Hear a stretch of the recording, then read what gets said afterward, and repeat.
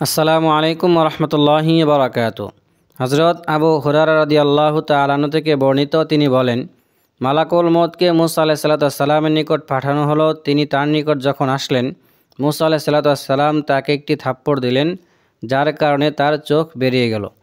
তখন মালাকুল মউত আল্লাহ রাব্বুল আলামিনের নিকট ফিরে গিয়ে বললেন, হে আমার রব, আমাকে আপনি এমন এক ব্যক্তির নিকট পাঠিয়েছেন যে মরতে চায় না। তখন আল্লাহ তাআলা তার চোখ ফিরিয়ে দিয়ে তাকে হুকুম করলেন যে তুমি আবার যাও, তাকে গিয়ে বলো সে যেন একটি ষাঁড়ের পিঠের উপর তার হাত রাখে, অতঃপর তার হাতের নিচে যতটুকু জায়গা আবৃত করবে তার সম্পূর্ণ অংশের প্রতিটি পশমের বিনিময়ে তাকে 1 বছর করে আয়ুদান করা হবে। মুসা আলাইহিস সালাম এই কথা শোনার পরে বললেন, হে আমার রব, তারপরে কি হবে? আল্লাহ রাব্বুল আলামিন বললেন, অতঃপর তোমার মৃত্যু হবে। মুসা আলাইহিস সালাম তখন বললেন যে তাহলে এখনই মৃত্যু হোক, আমি মৃত্যুর জন্য প্রস্তুত। তখন তিনি একটি পাথর নিক্ষেপ করলে যতটুকু দূরে যায় বাইতুল মুকাদ্দাসের ততটুকু নিকটবর্তী স্থানে তাকে পৌঁছে দেওয়ার জন্য আবেদন করলেন।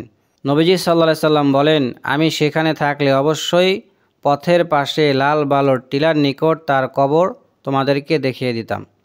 বুখারী শরীফ, হাদিস নং 1339।